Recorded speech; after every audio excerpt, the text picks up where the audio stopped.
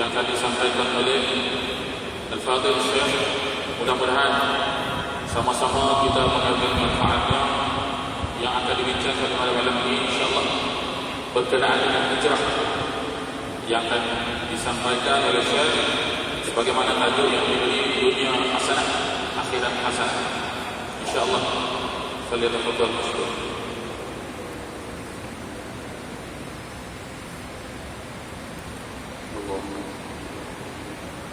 Assalamualaikum warahmatullahi wabarakatuh. Belum cukup. Assalamualaikum warahmatullahi wabarakatuh. Bismillahirrahmanirrahim. Alhamdulillahirabbil alamin. Wa sallallahu wasallam ala sayyidina Muhammad wa ala alihi wa sahbihi ajma'in. Rabbi shrah li sadri wa yassir li amri wahlul 'uqdatam min lisani yafqahu qawli. Allahumma shalli wa sallim wa barik ala sayyidina Muhammadin tibbil qulubi wa dawaiha wa afiyatil abdan wa shifaiha wa nuril absari wa diyaina wa bahjatil nufusi wa safaiha wa qudil arwahi wa hidayah wa ala alihi wa sahbihi haqqa qadrihi wa miqdarihi al-'azim. Amma ba'du.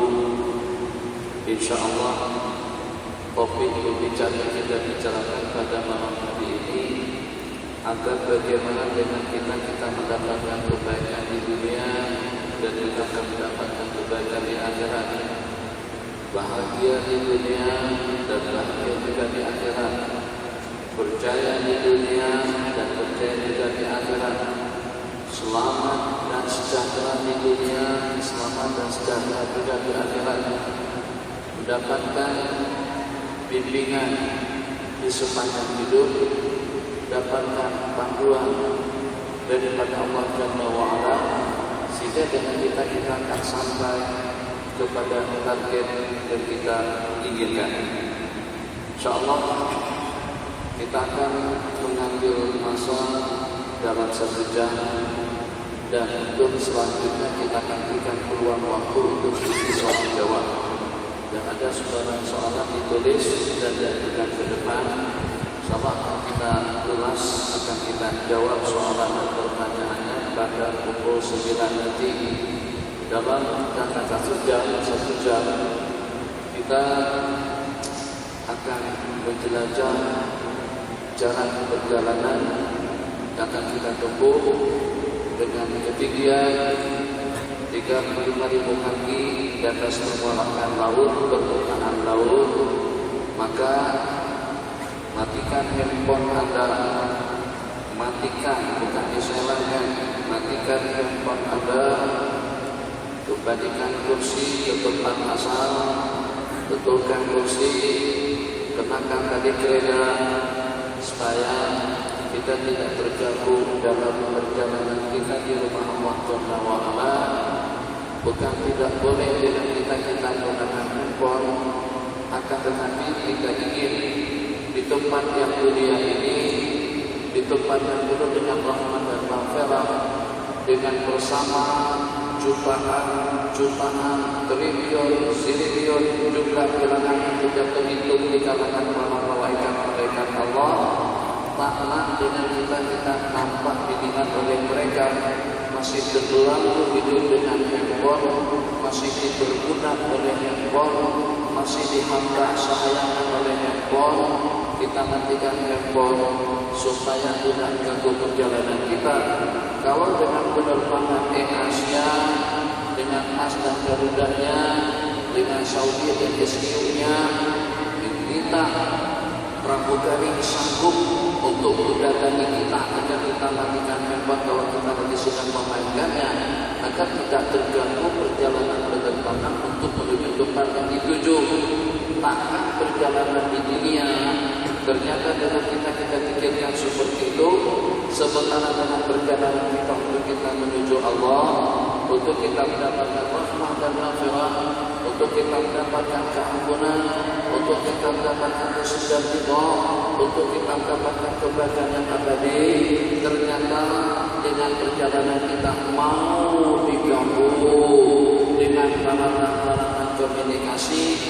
dengan seumpama majalah akhbar dan juga dengan wanita jelita dan mangisnya, atau juga dengan akhbar tempatan dan juga dengan akhbar dua negara putusan dengan mingguannya. Kita dalam Indonesia yang merdeka pada 31 Agustus yang lalu, sejak pada 28 yang lalu dengan kita menyambut hari kemerdekaan. Maka dengan pertanyaannya, yang merdeka itu apa? Apakah yang merdeka itu hanya secara fisikal kita daripada jajahan British, Indonesia daripada jajahan Belanda, fizikalnya mungkin sudah bebas daripada penjajah sudah angkat kaki daripada negara kita, sudah tidak ada Jepun, sudah tidak ada British, sudah tidak ada Belanda, sudah tidak ada Prancis. Alhamdulillah, ini satu nikmat yang besar, anugerah Allah Jalla wa'ala, yang dengan kita sudah terlepas daripada leluasa penjajah, sehingga dengan kebebasan kita memang betul-betul kita bebas. Kita boleh bayangkan dan juga boleh menghayalkan bagaimana keadaan generasi kita dahulu, nenek moyang kita seketika terjejas kehidupan mereka dengan British atau juga dengan penjajah, untuk mudah mandi tidak leluasa, untuk kesana kemari tidak leluasa, untuk jalan sana jalan sini tidak leluasa, pembangunannya tidak ada, kesejahteraannya tidak ada. Apa ada hotel-hotel pada seketika itu? Apa ada hospital-hospital pada seketika itu? Apa ada apartemen-apartemen pada seketika itu? Apa ada pembangunan? Apa ada taman? Apakah ada tempat-tempat rekreasi? Sehingga tempat yang kita saksikan di tepi pantai daripada ujung Ewa sampai kemari dengan pemandangan yang cantik, dengan suasana yang enak, juga dengan keadaan yang indah, berdiri dengan hati dan perasaannya, cantik dengan indah dan tatapannya, suasana yang nyaman, suasana yang betul-betul menyejukkan hati dan perasaan. Sejumlah beberapa hotel-hotel bintang 5 itu dengan graveyard hotelnya, itu dengan versi hotelnya, atau juga dengan intercontinental hotelnya, ataupun juga dengan Sheraton hotelnya, atau juga dengan hotel-hotel yang lain, yang pada seketika negara manapun yang terjajah, pembangunan akan tersekat, tidak ada kemewahan hidup, tidak ada kenyamanan, tidak ada ketentraman, tidak ada keselesaan, tidak ada kebahagiaan. Tapi juga dalam waktu yang sama, seketika dengan penjajah telah meninggalkan negara kita, tapi ternyata kita melihat dengan mata kepala kita masing-masing kesan daripada jajahan penjajah itu justru ternyata masih ada dalam kehidupan kita sehari-hari. Di antara daripada penjajah yang paling hebat, handphone, TV, LCD, jaringan internet yang kalau dahulu terjajah di sikap kita, sehingga kita tidak boleh berbuat apa-apa. Kekayaan kita dikuras, kekayaan kita diambil, kekayaan kita mereka pindahkan daripada tempat ke tempat. Mereka yang dapat menikmatinya, tenaga kita diporsir, tenaga kita dikuras, penindasan dan berlaku. Kita dapat melihat bagaimana dengan keadaan negara-negara yang sudah tertindas dengan diktator atau dengan pemimpin-pemimpin yang diktator. Jadi kira-kira seperti dengan Syria, dalam jangka berapa tahun lagi Syria baru boleh membangun setelah peperangan, atau juga setelah kejadian, atau juga setelah tindasan tindakan yang keterlaluan dan kejam daripada Presiden mereka sendiri Bashar dan sebutnya dengan orang tuanya Hafizul Asad. Apa yang kita tunggu daripada mereka? 50 tahun ke depan belum tentu Syria akan boleh membangun sebagaimana keadaan sebelumnya. Ingat, bukan hanya sepakat bebas daripada penjajah. Tuh yang duduk simpang di sana, atau yang duduk santai di sana dengan handphone, itu juga penjajah. Di rumah Allah tidak ada rasa segan, di rumah Allah tidak ada rasa malu, di rumah Allah tidak merasa rasa sopan. Seketika dengan kita dijajah dengan WhatsApp, tengok saja WhatsApp, SMS, Facebook, waqiyah bila syaitan besar. Kalau ternyata dengan YouTube yang dibukanya, maka adik jangan main handphone. Serta yang bawa handphone keluar dari masjid, yang main handphone keluar dari masjid. Kalau kecuali yang berekam. Yang sibuk dengan handphone, tempatnya bukan di Masjid Amal. Coba tolong ingatkan yang satu itu. Keluar. Main handphone bukan di masjid. Urusan dunia di luar masjid. Renung. Bila saatnya dengan kita boleh tenang. Bila waktunya dengan kita tidak ada sembarang pencakap yang menjajah hati kita.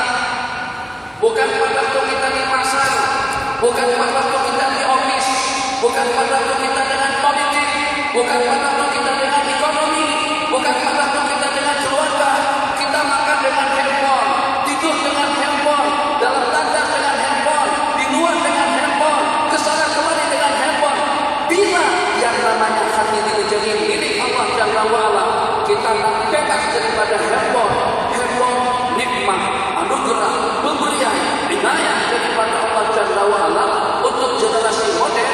Tapi jangan sampai handphone merusakkan ibadahku, merusakkan ketenanganku, merusakkan ubudiyahku, merusakkan etikatku, merusakkan kepentinganku, merusakkan pikiranku.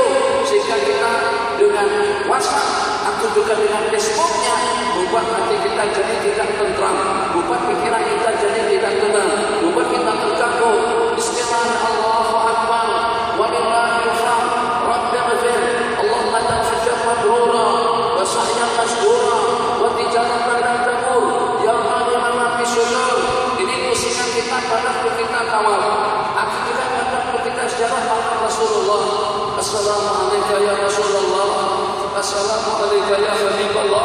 Assalamualaikum ya Sayyidul Anbiya wal Mursalin. Ya kita melakukan salat dan salam kepada baginda Nabi di Masjid Nabawi, atau pada kita berdoa pada malam Jumat, atau pada malam hari Lebaran, atau juga pada kita salat Quran.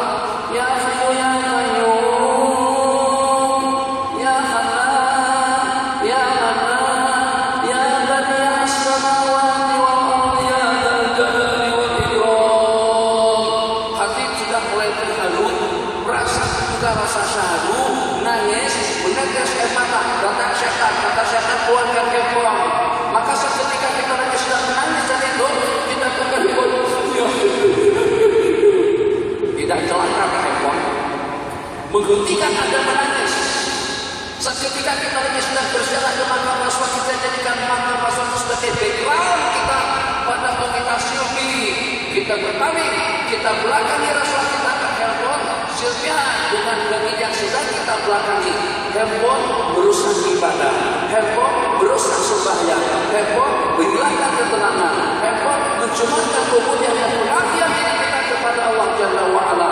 Takkan kita sudah bebas daripada penjajah, tapi masih belum bebas lagi daripada handphone, masih belum bebas lagi daripada peralatan komunikasi. Nanti coba tengok dia, tunggu dan karena dia buat handphone, habis tu, dia dapat panggilan dia keluar. Kurang asam kan? Itu yang namanya kurang asam.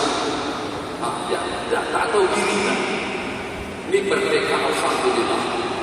British tidak mampu untuk menjaga kita dan British sudah kaki. Tapi ternyata kita masih belum bebas lagi daripada handphone yang sampai membelenggu kita pada kita sedang berada di rumah Allah Jalla wa'ala. Apakah tidak sepatutnya, tidak sewajarnya saya berani bersumpah? Saya tidak pernah berjumpa dengan ketua menteri di sini, tapi saya pernah mendengar cerita daripada Tuanku Sultan Iskandar. Dengan beliau, kalau ada dengan orang-orang yang berkabar dengan beliau, itu semuanya khusyuk, semuanya pening, semuanya tenang. Coba saja duduk tidak sopan menyenda seperti kita duduk di masjid, akan kena tampar. Garang, Tuanku garang. Takkan ada orang berani main handphone di hadapan beliau. Takkan dengan kita main handphone di hadapan Allah saat ketika kita sedang berada di rumah Allah. Kalau nak lebih jujur, siapa yang nak pada waktu meninggal nanti handphone akan bersamanya di dalam kubur? Bagi jawaban, Sayyidina Abu Bakar bin Siddiq radhiyallahu anhu berpesan, kalau nanti aku meninggal dunia, aku Atau dikuburkan dengan kain atau dengan selera yang senantiasa aku bawa pada aku melaksanakan sunat berjamaah dan berperang dengan Sayyidina Rasulullah. Aku nak bersama selendangku di dalam kubur. Ada yang terjadi pada sahabat Nabi meminta dikuburkan, meminta pada saat dikuburkan akan diletakkan beberapa helai rambut di lidah beliau. Ada di antara daripada sahabat Nabi meminta selendang beliau untuk dijadikan kain kafan yang akan bersamanya nanti di dalam kubur. Agak-agaknya handphone kita ini kalau seandainya harganya murah sekalipun, kita punya uang yang terlalu banyak, ada tak yang nak bergumul dengan handphone? Handphone akan jadi saksi di dalam kubur. Kata handphone, aku kacau bilang sembahyangnya, aku ganggu ketenangannya, aku ganggu ibadahnya, aku perlihatkan tontonan-tontonan yang lucah kepadanya, aku perlihatkan tontonan-tontonan yang porno kepadanya, aku perlihatkan dengan Facebooknya wanita-wanita bugil, wanita-wanita banyak celaka handphone. Kalau sampai menjadi saksi kepada kita dengan penyajiannya seperti itu, bukan jaringan internet. Kalau ada jaringan internet di dalam handphone Anda, berarti Anda boleh terhubung dengan dunia-dunia mojang. Sebut saja mojang, sebut saja porno, semua keluar yang porno-porno akan tertayangkan di dalam handphone Anda. Itu yang kosong, itu yang kamu bawa ke dalam masjid. Itu yang jadi kebanggaan. Yang sehingga sampai dengan kita tidak boleh lepas handphone. Apa yang jadi kebanggaan dengan handphone? Saat ketika dengan jaringannya seperti itu, kita akan dimurka, kita akan dibenci, kita akan dipandang rendah, akan dipandang hina oleh para malaikat dan oleh Allah Jalla wa'ala. Itu jadi kebanggaan. Cukuplah handphone di rumah, cukuplah handphone waktu tidur, cukuplah handphone di office, cukuplah handphone di tempat-tempat kerja. Takkan sih pada saat ketika dengan kita berada di rumah Allah, untuk kita membersihkan hati, untuk kita menenangkan jiwa, untuk kita menenangkan pikiran, untuk kita memperlihatkan atau menunjukkan yang bahwasanya dengan aku padaku di rumah Allah tidak ada yang lebih agung daripada Allah, tidak ada yang lebih besar daripada Allah, hanya milik Allah Jalla wa'ala. Hatiku, diriku, nyawaku, keberadaanku dari ujung sampai ke bawah, dari ujung dari atas sampai ke bawah, itu adalah makhluk dimiliki oleh Allah Jalla wa'ala. Saya ingin berikan gambaran kepada kawan-kawan yang masih juga tidak boleh meninggalkan handphone dan tidak boleh mematikannya.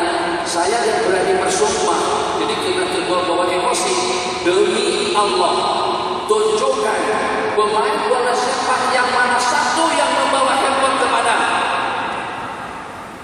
pada masa mereka bertanding. Sisi, Maradona, Rivaldo, Ronaldo, Rashid Yekini, Hasan Hasan, Majatul Ghani, Majatullah, pemain daripada Arab Timur Tengah, saya tahu nama-namanya, dan juga daripada pemain-pemain kelas dunia yang sekarang katanya terpilih sebagai pemain dunia terbaik di tahun berturut-turut itu dengan misi bahwa handphone tak pada waktu dia sedang bertanding di padang mana saja, takkan lebih mulia daripada masjid. Renung sejenak, insya Allah handphone sudah tidak jadi masalah dan tidak akan mengganggu kita pada waktu kita sudah berada di rumah Allah. Berangkat haji tadi itu, kenapa itu jatuh? Akan berangkat juga. Begitulah kita dengan handphone. Coba kalau kita betul-betul merdeka kita, betul-betul bebas kita, betul-betul terjaga rumah Allah Jalla wa'ala. Ya Allah, saya juga kawin. Kalau seandainya dengan seseorang tuan imam, tuan khatibah, karena dia sudah kawin, akhirnya dia pegang baru diri bang. Ini apa? Gini misalnya. Nah, pergi ke masjid, pegang tangan bini, ini paham? Pergi ke masjid, pegang tangan bini, masuk tangga, pegang tangan istri, masuk office, pegang tangan istri, masuk kolam, pegang tangan istri, mandi, pegang tangan istri, makan, pegang tangan istri, minum, pegang tangan istri, tidur, pegang tangan istri, sepanjang jalan dengan tangan istri, ke mall, pegang tangan istri, ke hotel, pegang tangan istri. Mesti kita yang tengok, kita katakan orang itu tak sehat. Takkan sampai masuk tangga istri handphone masuk ke dalam tandas. Duduk. Takkan pada kita nanti sampai dengan tangan juga kita pegang. Orang lain juga punya istri, tapi tidaklah sampai ke tahap itu. Ada waktunya, ada tobatnya. Mudah-mudahan 20 menit dengan pajuk handphone pada malam hari ini kepada kita yang sudah diperhamba sahayakan oleh handphone. Handphone tidak lagi menjajah hati kita, ibadah kita, ubudiyah kita, ketenangan kita, zikir kita kepada Allah Subhanahu wa taala. Kalau seandainya kita ingin lebih jelas, ya Allah ya Rahman Rahimin, minta maaf saya hari ini pakai baju putih, tidak pakai baju kalah lain. Seandainya baju seperti baju adik ini mungkin agak terkesan sedikit, mau tak? Boleh? Kali lagi berdiri, minta maaf, ada apa-apa? Sudah, air dah. InsyaAllah berkat, Allahumma sholli ala sayyidina Muhammad. Allah Ta'ala ini. Tengok. Ini macam ini pencemaran kepada sembahyang kita seketika handphone berbunyi di waktu sembahyang. Kalau ada, terima kasih.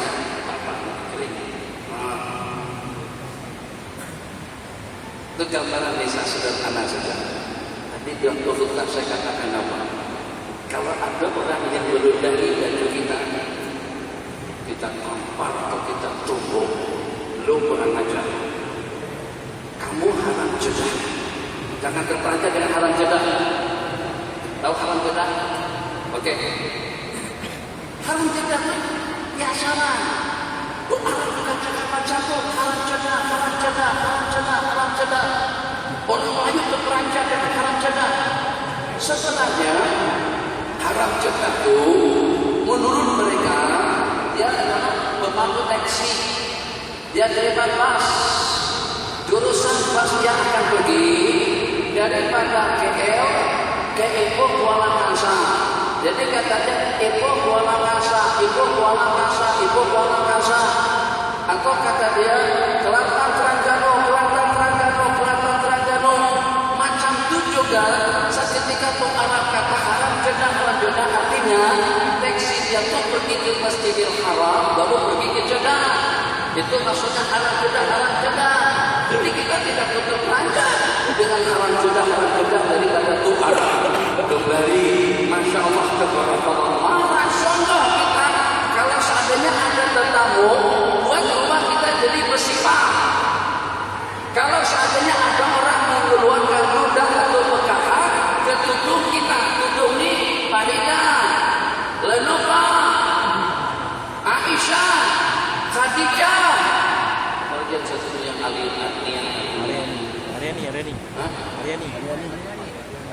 Aryani. Tudungnya Aryani. Kena ludah marah kita ke dia. Masya Allah, takkan tudung lebih mahal daripada sembahyang. Takkan dengan tudung lebih mahal daripada masjid. Takkan dengan tudung lebih mahal daripada kita tasbih. Tudung akan kita tinggal. Kereta mewah akan kita tinggal. Apartemen akan kita tinggal. BMW akan kita tinggal. Mercedes S-Class akan kita tinggal. Handphone akan kita tinggal. Kekayaan akan kita tinggal. Muslimin muslimat dipahami. Benar dan dipahami. Yang akan bersama kita detik-detik kita di waktu kita di masjid. Detik-detik waktu kita masa kita beribadah. Detik-detik kita ketika kita berzikir hasbi rabbi jalla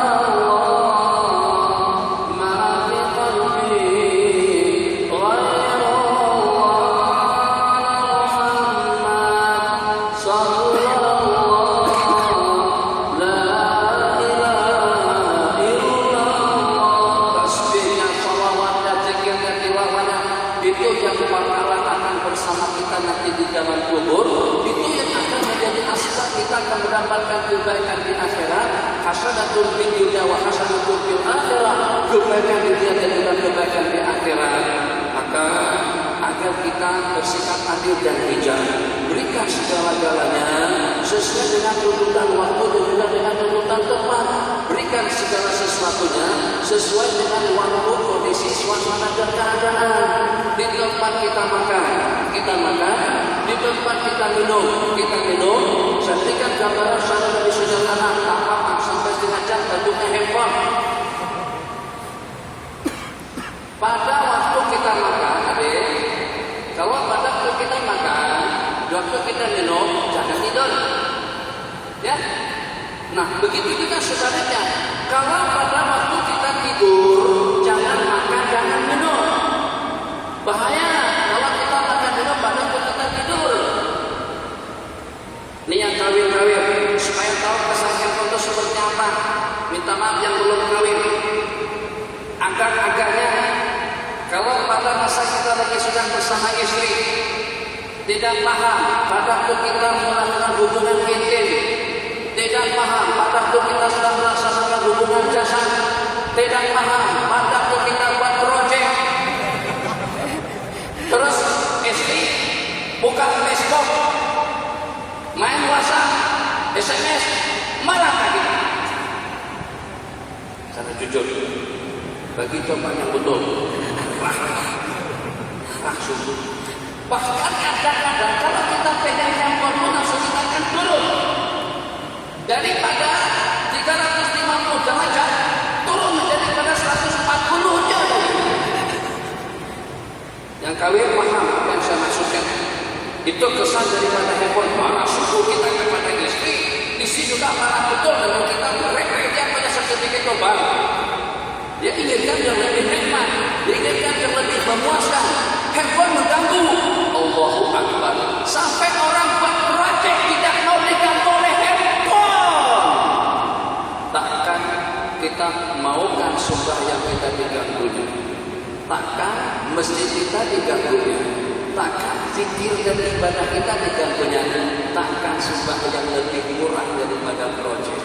Takkan dengan sembahyang lebih murah daripada hubungan antara pasangan dua istri? InsyaAllah boleh paham diri kali lagi. Serindah doa masuk ada setahun. Apa? Allahumma ini untuk kita.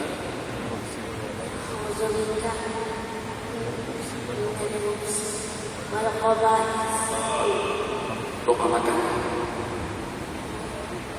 Allahumma barik lana fima razaqtana wa qina azabannar. Oke, bagus. Kalau seandainya dengan sesuatu nak minum khamar, nak minum arak, atau juga merokok. Bismillahirrahmanirrahim. Allahumma barik lana fima razaqtana. Kurang asam bencong. Baca doa waktu kita nak merokok, waktu minum arak, atau juga dengan sesuatu pada masa masuk tandas, lubang tandas, masuk tandas, buka pintu tandas, masuk dengan kaki kiri, terus baca doa. Allahumma barik lana fima razaqtana wa qina azabannar. Cantik tak? Kan cantik. Kenapa? Sebab itu bukan doa masuk tandas, itu doa makan minum. Pada saat ketika makan, baca doa, Allahumma jannibna syaitan wa jannibna syaitan mimma razaqtana, ya Allah, jauhkan syaitan daripada kami dan jauhkan syaitan daripada rezeki yang kau bagikan. Jadi kata istighfar itu salah kan? Itu doa ibadah, bukan doa makan. Apa tak prasangka? Apa doa baca doa ibadah, bukan baca doa makan. Jelek kan? Jelek. Utuh tak? Utuh. Kenapa? Karena doa makan ada tempatnya. Nak masuk tandas, Bismillahirrahmanirrahim. Yasin. Wal Qur'anil Hakim. Innaka laminal mursalin. Baca Al-Quran cantik bagus, tapi bukan pada tempatnya jadi tidak bagus. Nah, mudah-mudahan setengah jam lebih kurang, mudah-mudahan kita tidak merasa penggunaan handphone itu tidak bagus di tempat yang mulia. Insyaallah masjid ini mulia. Kita masuk dengan kaki kanan, kita sembahyang tahiyatul masjid, kita dengan niat beriktikaf, rahmatnya bersama kita, maghfirahnya bersama kita, malaikatnya bersama kita, rahmat dan tatapan Allah tidak mau ada penyakit yang menghalang muka kita daripada rahmat. Nabi kita bersabda, kamu jangan berludah di hadapanmu kalau pada kamu sembahyang atau pada kamu dikasih, sebab pada rahmat dan wajibah, sebab rahmat itu menghadap ke muka kamu. Maka kita sekat rahmat dengan layanan, atau juga dengan layar daripada handphone, atau juga seumpama akhbar, majalah dan yang sejenisnya. Akhbar fillah, belum sampai kepada sasaran yang kita inginkan. Kita inginkan kebahagiaan dunia dan akhirat, hasanatan di dunia wa hasanatan fil akhirah, kebaikan di dunia dan kebaikan di akhirat. Kata Imam Hasanah untuk sekedar menghibur. Jadi katanya pada waktu dengan seorang imam, pada saat dengan suami menjadi imam, suami mengimami dua orang istri, yang dengan dua orang istri tadi itu salah satu daripada yang kedua namanya Hamidah. Suami jadi imam subuh. Bismillahirrahmanirrahim. Alhamdulillahirabbil alamin. Arrahmanirrahim. Maliki yaumiddin. Waladdallin. Bismillahirrahmanirrahim. Qul huwallahu ahad. Allahus samad. Lam yalid wa lam yulad wa lam yakul lahu kufuwan ahad. Allahu akbar. Rukuk. Sami Allahu liman hamidah. Allahu akbar. Rakaat pertama. Rakaat kedua Allahu akbar. Sami Allahu liman hamidah. Lepas salam akan ada yang kiri. Wah, istri yang namanya Hamidah dari itu senyum lebar. Apa sebut namaku dua kali? Bagian rakaat yang pertama Sami Allahu liman hamidah. Rakaat kedua juga Sami Allahu liman hamidah. Jadi suami itu nampak kelihatan betul muka dua orang istri yang namanya Hamidah dari itu nampak ceria, senyum lebar, seronok, betul-betul bahagia dengan suami sibuk dalam sembahyang sebanyak 2 kali.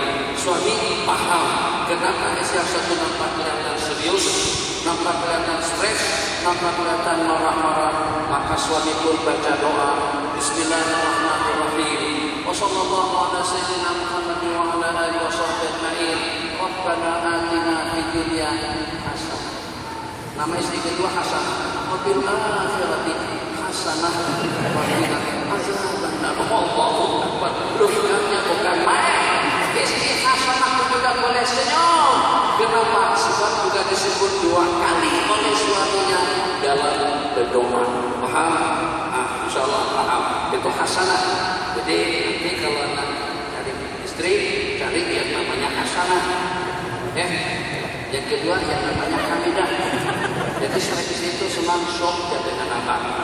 Kalau abang sembahyang, istri senyum di belakang. Sami Allahu liman hamidah.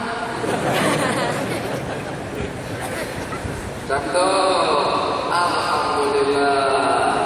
Jadi untuk memberikan jawaban secara pasti tentang bagaimana dengan kita mendapatkan kebahagiaan dunia dan akhirat, sebagaimana kita lihat dengan mata kepala kita masing-masing yang berlawan-lawanan. Langit, lawanannya bumi, besar, kecil, tinggi, rendah, cantik, bodoh, panas, dingin, hitam, putih, hijau, biru, itu berlawanan. Dalam politik kita di sini, hijau, biru berlawanan. Langit dengan bumi, bulan dengan matahari berpasang-pasangan. Fakir, miskin dengan orang-orang kaya, pemerintah dan yang diperintah, pemerintah dengan rakyat berlawan-lawanan. Kanan kiri, besar dan kecil, tinggi dan rendah, jauh dan dekat, semuanya berlawan-lawanan. Macam pun juga hakikatnya dunia dan akhirat. Kenapa? Kira-kira apa masalahnya? kalau seandainya Allah ciptakan kita ini semuanya tampan, semuanya cantik, semuanya mancung, semuanya keriting, semuanya kaya raya, semuanya bahagia, semuanya nyaman, semuanya nikmat. Sebab kalau seperti itu keadaannya, maka kita tidak akan bersyukur kepada Allah Jalla wa'ala. Apa yang akan kita syukuri? Kalau semuanya orang-orang kaya, siapa yang bakalan jadi guru? Siapa yang bakalan jadi pembantu? Siapa yang bakalan jadi penolong? Siapa yang mau jadi pegawai? Siapa yang mau jadi staf? Siapa yang mau jadi guru-guru kita yang seketika kita pada posisi kekayaan yang sama? Dengan adanya orang-orang kaya dan juga orang-orang miskin, maka dengan kita saling bantu-membantu. Orang kaya membantunya dengan keuangannya, dengan uang kerja, sedangkan dengan orang miskin membantu orang kaya untuk kerja-kerjanya sehari-hari. Itu dengan tukangnya, itu dengan tenaganya, itu dengan memikul, dengan melangkah, dengan membawa, dengan memindahkan, dengan membetulkan, dengan memperbaikinya. Itu semuanya kerja-kerja orang yang mempunyai kepakaran. Kalau seandainya semuanya orang kaya raya, tentu siapa yang mau untuk menjadi pembantu ketika penolong yang seperti itu? Kalau seandainya orang miskin, maka pembangunan tidak akan ada.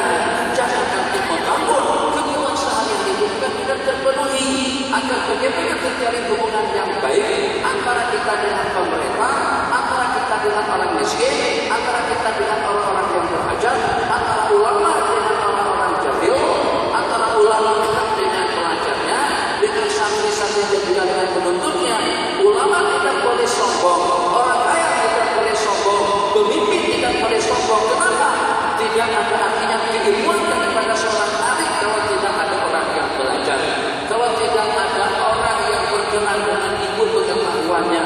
Kalau kita tidak mau mengaji, kalau kita tidak mau belajar, kalau dengan kita tidak mau dibimbing oleh para alim ulama tidak mendapatkan hafalan apa-apa di sisi Allah.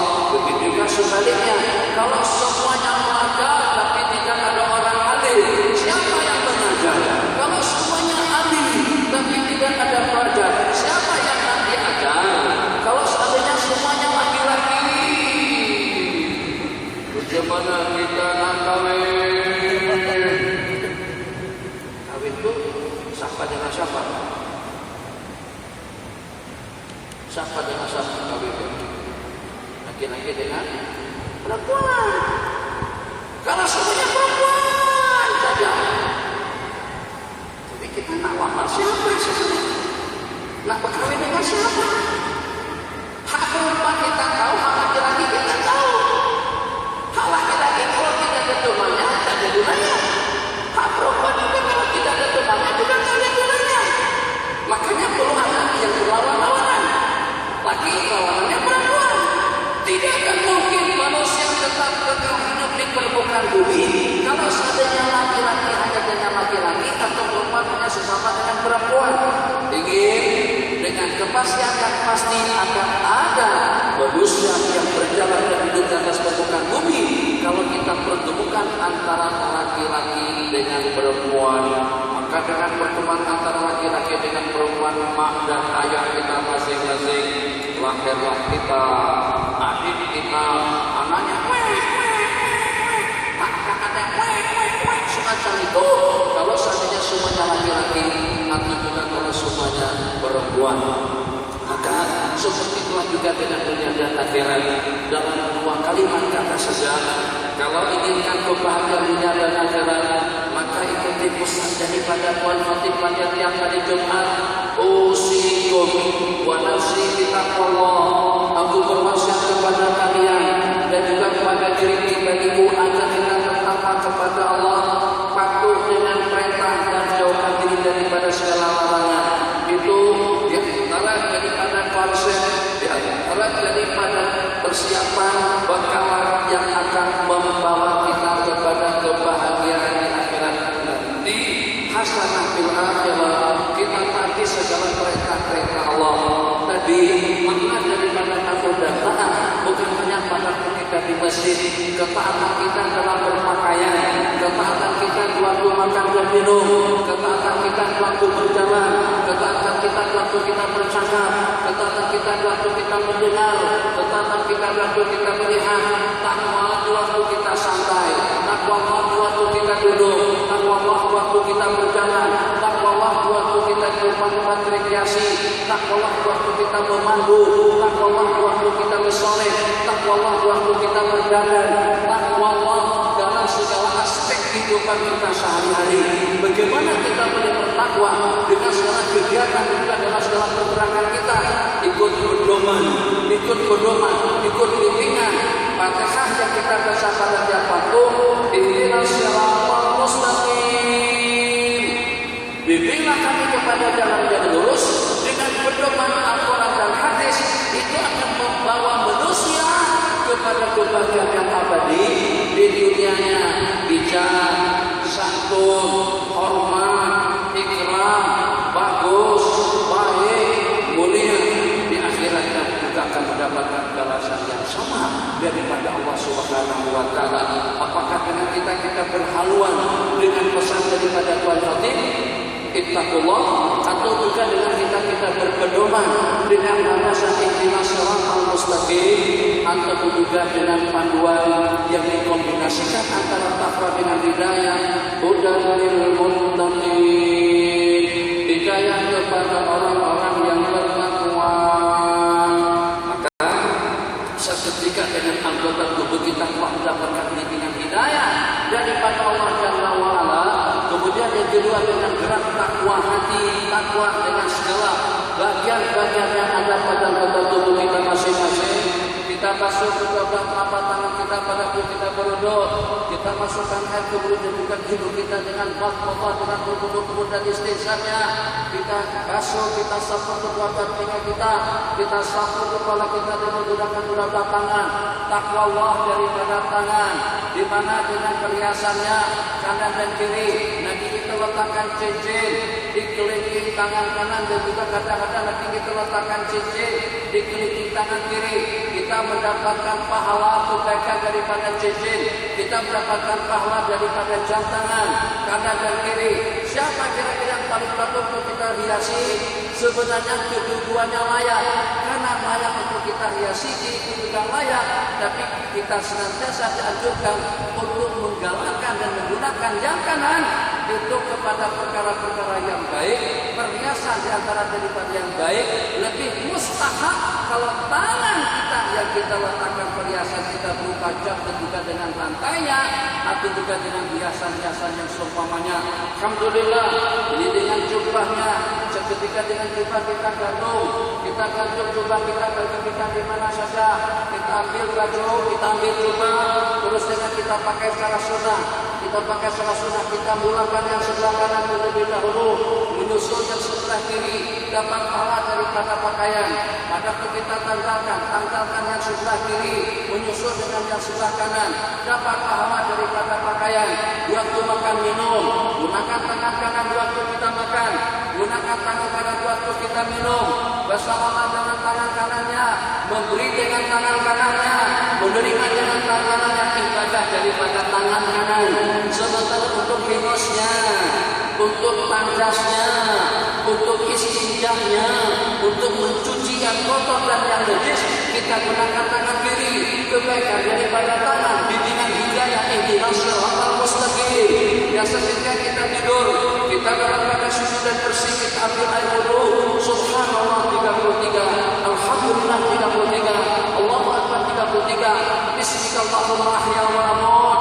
Doanya kita baca, tidur dalam keadaan suci, ayat kursi jangan ditinggalkan. Mana Rasul juga jangan kita tinggalkan. Kita tidur yang walaupun sampai 5-6-7 jam kita tidur kita itu adalah ibadah. Tidur kita adalah kebajikan. Kita niatkan dan kita kembangkan niat kita. Yang pertama untuk kesehatan, yang kedua untuk kebugaran, yang ketiga untuk kenyamanan, yang keempat agar kita lebih tenang dan nyaman. Tidak ada sebarang gangguan yang mengganggu pada kita beribadah. Kalau tidurnya tidak cukup, kalau mata kita mengantuk, maka pada kita beribadah pertama tidak khusyuk. Yang kedua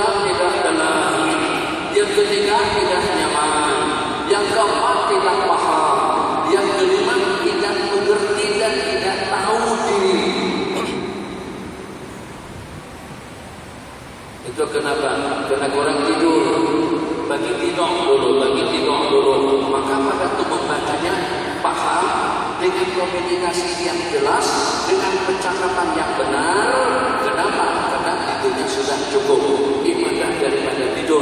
Sahabat Nabi kita ada yang melangkah menuju ke masjid, melangkahnya pede seperti ini, gerak seperti itu. Kenapa? Untuk memperbanyak langkah menuju ke masjid. Itu perkara kita untuk kita mendapatkan kebaikan di akhirat nanti. Maka Allah sahabat Nabi kita ada yang tidak pernah kelumutan sembahyang berjamaah. Kalau sampai di papa pun tetap juga dengan beliau pergi untuk melaksanakan sembahyang berjamaah. Kenapa? Sebab datang ke masjid itu adalah hikmah. Datang ke masjid itu adalah anugerah kemuliaan yang Allah berikan kepada seseorang. Aku tidak mau kalau aku tidak ditatap. Aku tidak mau kalau aku tidak mendapatkan rahmat dan manfaat daripada Allah. Sakit tidak problem, gangguan tidak ada masalah.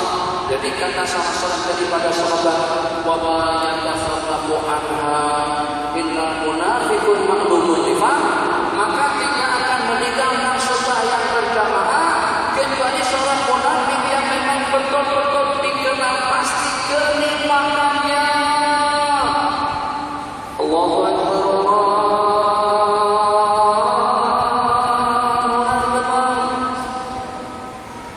Ramai mana yang datang ke masjid seketika akan berkumandang. Boleh kita hitung tuh dengan kepiring, dengan menteri-menterinya, itu dengan esko-esko kerajaannya, itu dengan ketua-ketua pengarahnya, itu dengan kontrak-kontraknya, itu dengan jutawan-jutawannya. Ini di antara kumpulan ini, di antara daripada kumpulan yang jarang-jarang nampak kelihatan di rumah-rumah Allah Jalla wa'ala. Padahal mereka memiliki bermacam-macam kemudahan.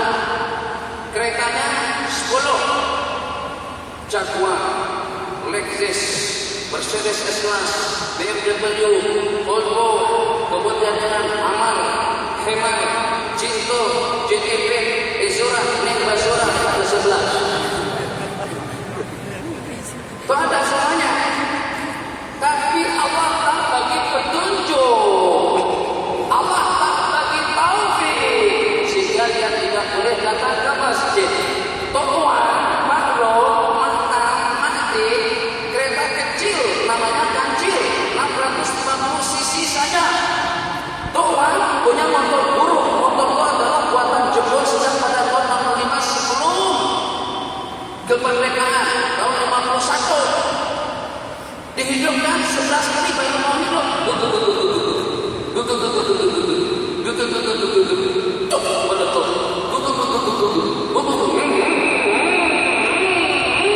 Tapi yang waktu ada di masjid. Kenapa? Kalau nak dengan jawabannya, sebab Allah sukakan orang-orang yang seperti Pak Lung tadi itu. Allah bagi kemudahan kepada Pak Lung yang walaupun usia sudah lanjut, yang walaupun motor dan keretanya buruk, yang walaupun punya tak banyak mana, tapi Allah suka. Sebab Pak Lung tadi itu kalau pada begitu memang dikembangkan orang-orang dari gereja ini. Apa? Lo pasti kalau tadi minta pun tak ada masalah. Kalau tak datang ke sini pun tidak problem. Tapi yang penting jamaah semuanya ingat. Syekh Muhammad Nuruddin dijemput datang ke rumah salah seorang esko. Saya dijemput oleh salah seorang daripada sahabat. Pada kali pertama saya datang ke rumahnya, saya duduk tak sopan.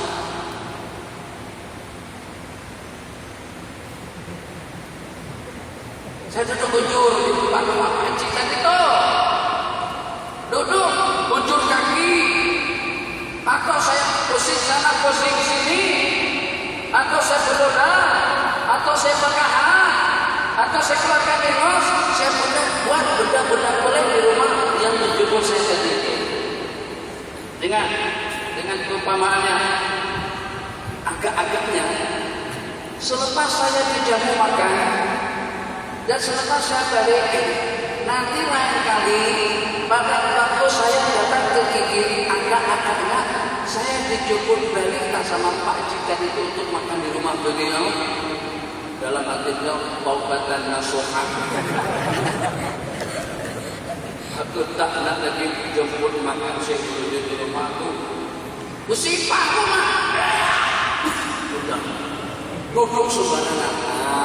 Macam itu kita di rumah Allah Jalla wa'ala. Boleh dibuat statistik.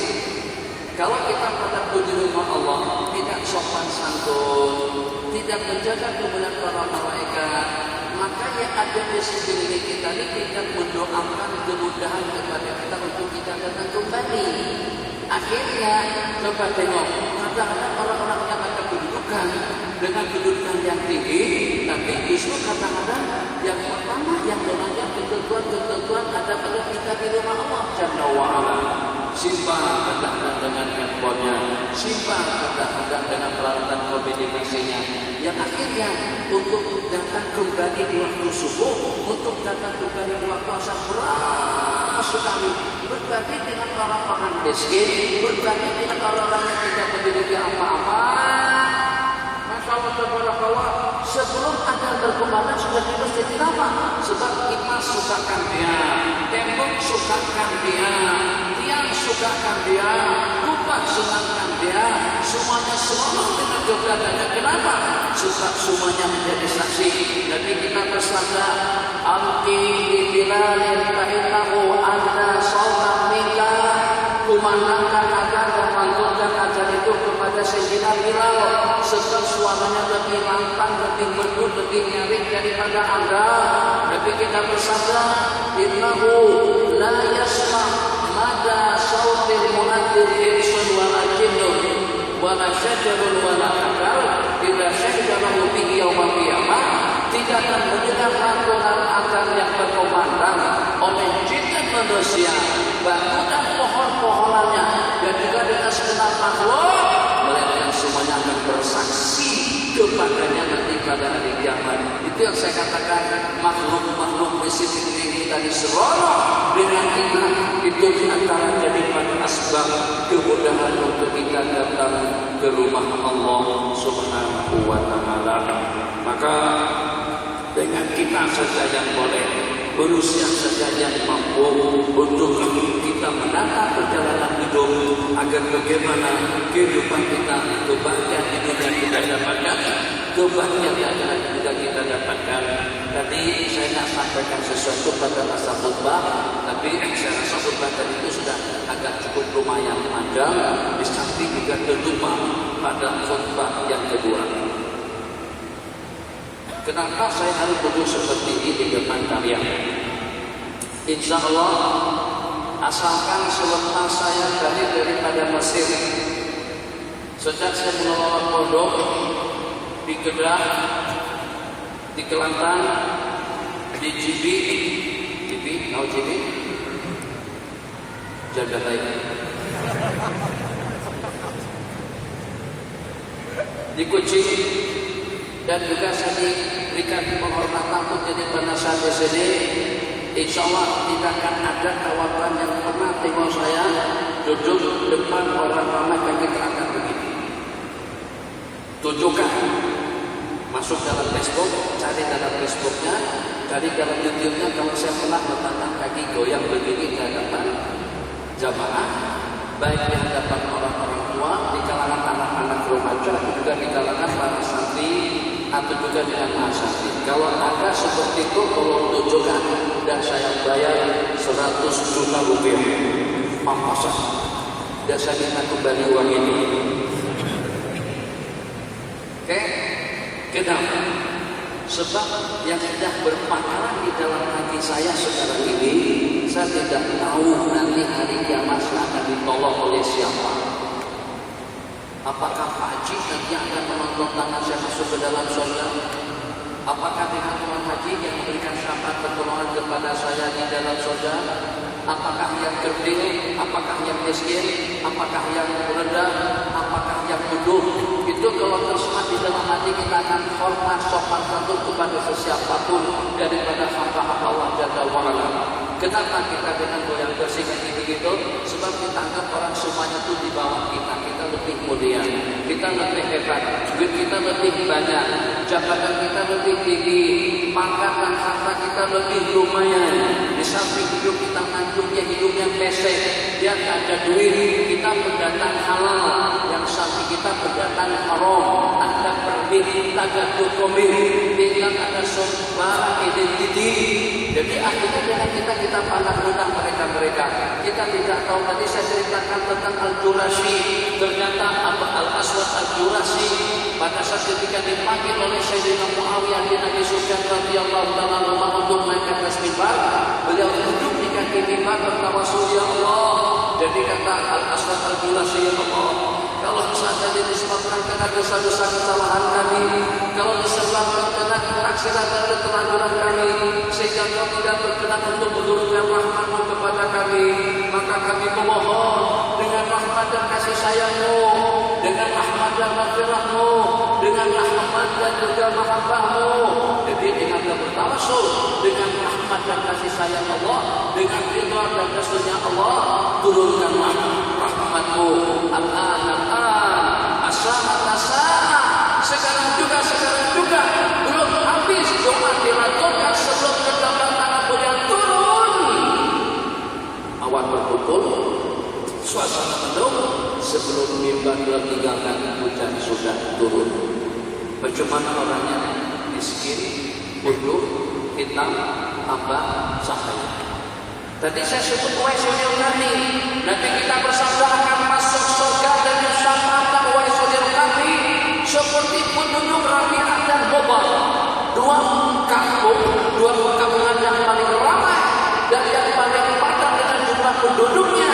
Si jumlah dua penduduk kampung tadi itu akan ditolong, akan diberikan syafaat, akan diberikan pertolongan, akan masuk surga dengan pertolongan daripada beliau.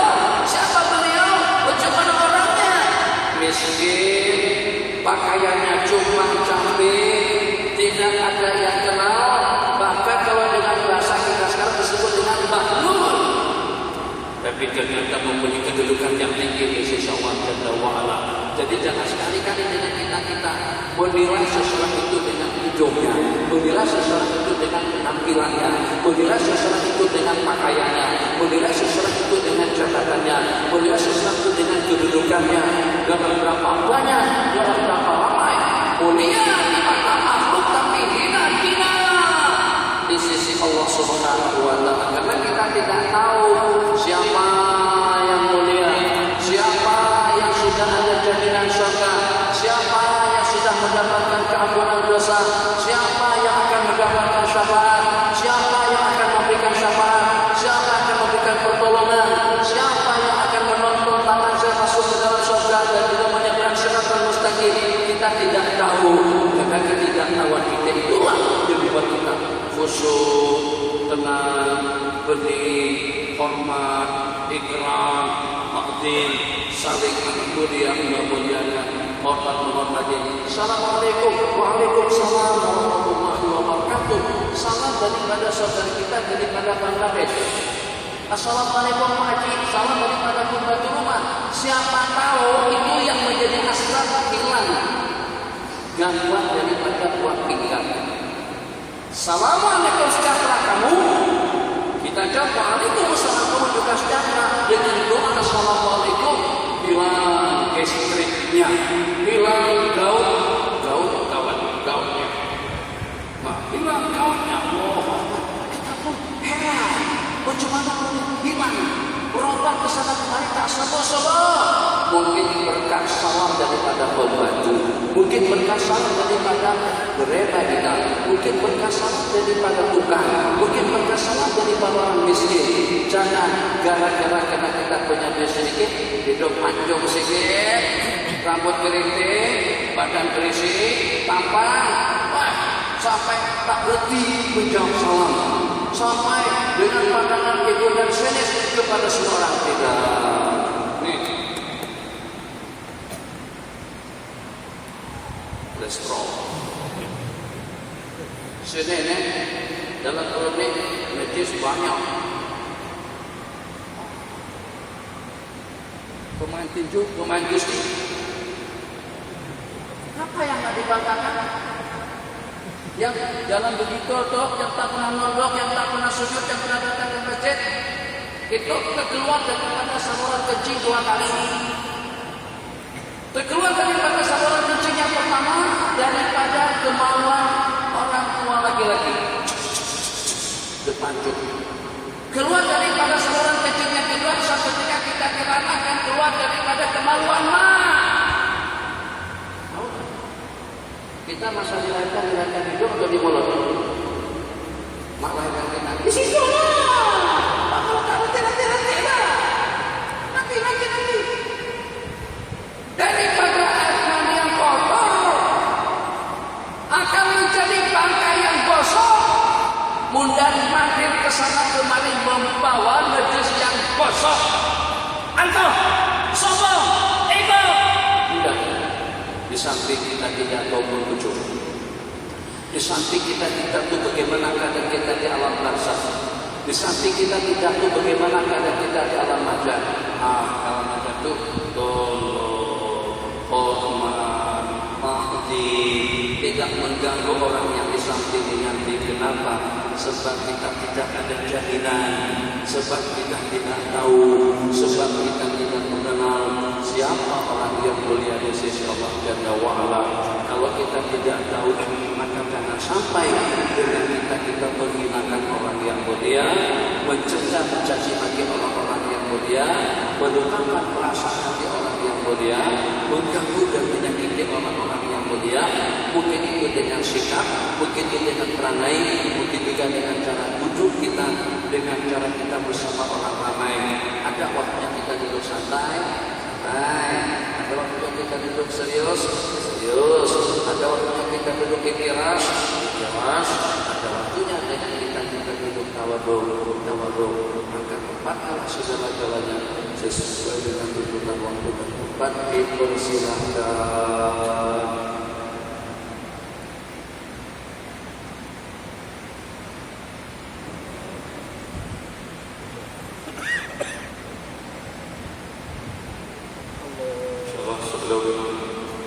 Dibacakan soalan, sedikit makluman. Di luar sana sudah ada diletakkan kitab InsyaAllah hadis 40 Makiyah karangan Syekh sendiri yang akan kita baca ataupun kita pelajari pada himpunan atau ijtima' madrasah pada besok hari. InsyaAllah ada diletakkan di luar sana nilai RM10.000 untuk satu.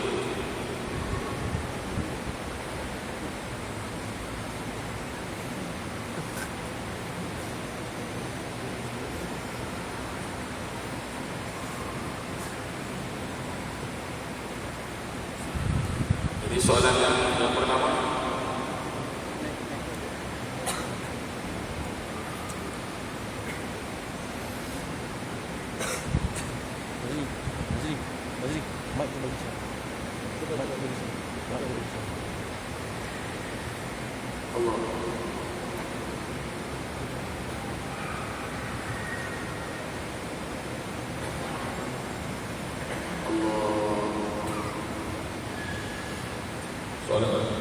soalan pertama, macam mana caranya untuk memastikan kita sentiasa khusyuk ketika solat? Tadi ada informasi tentang kitab yang akan kita diskusikan besok. Kitab itu hanya RM7. Tadi jadi hanya RM10 saya tidak tahu karena ada sopak seperti itu. Kita mahal. Supaya jangan sampai nanti dikira dinaik-naikkan. Kan, tak ada masalah. RM10 kan RM100 kan itu insya Allah untuk agama dan juga untuk kebajikan. Jadi bagaimana dengan kita boleh mengkondisikan diri kita agar kita khusyuk dalam sembahyang. Ya Allah, khusyuk dalam sembahyang. Tengok, pada masa kita bekas itu, agar dengan kita dapat menikmati dan menghayati, maka dengan kita fokus dan konsentrasi sampai kita menyanyikan. Ya Imam Musli ya Sanadi Anta Allahi Mu'tamani. Satu hadis Syekh. Ya Allah ya Allah ya Allah ya Allah Tawadir Ra'ayat Bituhuri Nabi Ahmad. Bagaimana Habib Syekh boleh fokus dan konsentrasi sebab karena dengan beliau menghayati dengan lantunan bacaan yang dibaca. Kita pernah tengok orang baca saja sambil menangis. Kita pernah tengok orang menyanyi sambil menangis.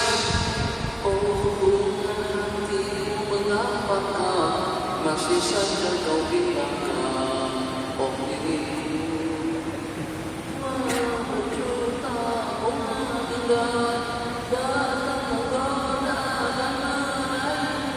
nangis dia berada. Kenapa maka macam juga kita pada kesusahan. Kalau bacaan dialog kita dengan waktu kita hayati, kita pahami, itu yang pertama yang memungkinkan kita khusyuk dalam sembahyang. Kemudian yang kedua, selain daripada tadabbur, maka dengan perbicaraan yang kita bicarakan, bagaimana pada ketika kita boleh khusyuk. Waktu di tengah sampai tak berkedip masa. Ya Allah, letihnya senyum macam ni. Kameramen, rapat sikit rapat. Tukar. Yang tinggi belakang, yang rendah depan. Abang duduk, supaya seimbang. Kiri, isi. Kita tak senyum. Dia masih ngatur lagi. Ya Allah, lamanya tersenyum. Ya Rasulullah, ini datang cepat aja tak jalan lagi. Kenapa lama begini?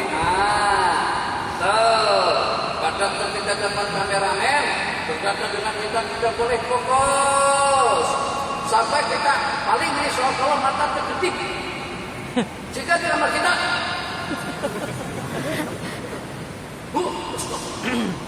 kita ada lama tak kena mata.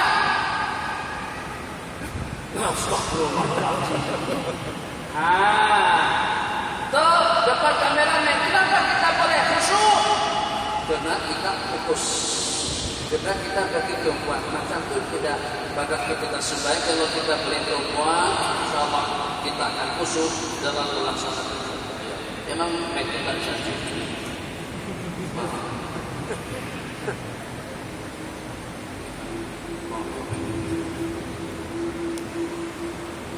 Soalan seterusnya, apakah sah solat kepada seorang itu buat takut sehingga sengaja untuk membaca solat atau solat? Apakah sah sembahyang seseorang yang berdehem-dehem? Kadang-kadang kita di masjid imam baca syahadat agak lama sikit, kita dehem. Maksudnya lama sangat. Allahumma bina liman hadain wa afina liman lain. Rabbana atina fid dunya hasanah Rabbana. Kadang-kadang amin. Itu bukan amin kata huruf berhenti saja lagi. Itu maksudnya. Jadi berdehem kalau kedengaran dua huruf batal sembahyangnya. Seperti ketika huruf batal. Tapi kalau kita tak dapat menghilangkan ada 3 huruf itu tidak batal. Kenapa? Karena tidak dapat dihilangkan. Jadi apabila terlampau pada masa gaduh, pada masa berdehem yang dibuat 2 huruf atau juga lebih, maka akan batal sembahyangnya. Menangis macam mana? Menangis kita tahan.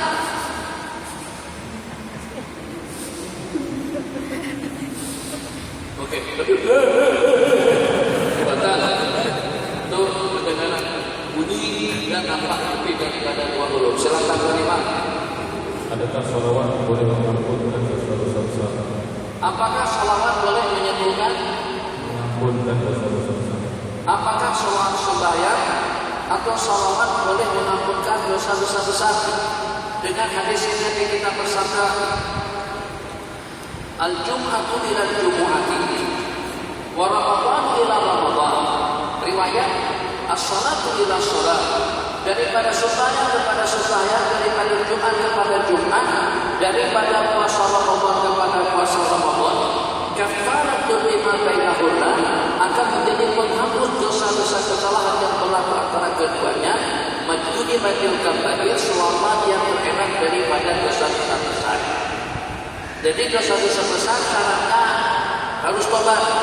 Akan terhampunkan dosa-dosa besar seseorang, satu dengan tobat, yang kedua dengan ibadah haji yang mabrur, yang ketiga kalau hubungannya dengan manusia dengan minta ampun dan juga dengan minta maaf. Dosa kesalahan daripada mana? Ya Allah, baru saja selesai sholat Jumat kalau kita tengok depan situ Allah. Bagaimana kita macam-macam kita kenapa baru nak buka nama orang kita bukti depan situ depan masjid. Ya Allah.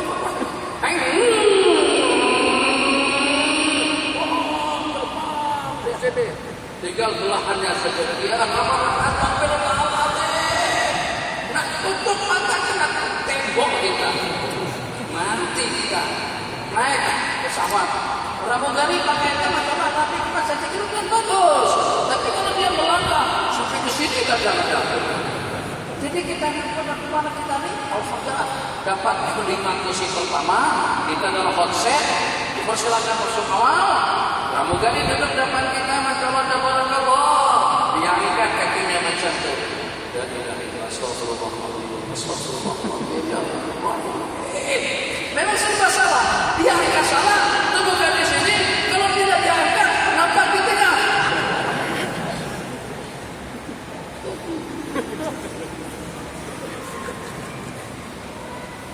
Assalamualaikum. Waalaikumsalam. Ji, nak makan apa? Makan apa aja lah. Tak boleh kita macam tu. Mau tahu kita kena tengok juga di bawah. Masa kita mau belanja, rumah tu seksi. Rambut tak tertutup, sini belahan terbuka, ketiak kelihatan, paha kelihatan. Sabun 3. Nah itu sabun itu. 7 mana? Kalau tersalah 7 yang nyumpah ya, kita haram jutawan. 7 hari ya. Otakmu kita kena tengok. Nah itu ceritanya. Yang macam itu insya Allah terampunkan dengan subaya. Kenapa? Maka di sini aja terampunkan dengan subaya, terampunkan dengan zikir, terampunkan dengan puasa, terampunkan dengan wudu, terampunkan dengan tasbih. Tapi hak tubuh orang, tampar orang, zalimi orang, menyakiti orang itu taubat dan minta maaf kepada orang berkenaan atau dengan mendapatkan ibadah haji yang mabrur. Nabi kita bersabda, man hajja walam yaqus walam yaqsud raja'a min dunubihi yawma waladatuhu. Orang yang melaksanakan haji dengan tidak menodai hajinya dengan perbuatan keras, dengan perkara-perkara khusyuk, kembali daripada dosa kesalahannya seperti pada hari yang dilahirkan, bersih daripada segala noda dan dosa. Silakan kita berhenti pada pukul 9.30. Makan. Assalamualaikum Syekh. Seseorang yang bertangan kidal dan mencuba guna tangan kanan dengan kebayahan, terutama ketika menyilut nasi, lauk dan sebagainya. Bagaimanakah ukur pahalanya dari sisi Allah? Seorang ya Kanan. kiri, ya. Dan kanan putus. Kanan.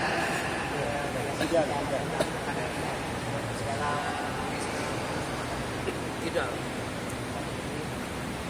Jadi macam mana? Tidak. Kiri kan? Kekuatannya di kiri. Memangnya makan itu perlu kekuatan banyak kan? Tahu lah. Ini waktu makan nih. Waktu makan, waktu minum, waktu menulis. Peta berada dalam berapa tahun? Ya kan?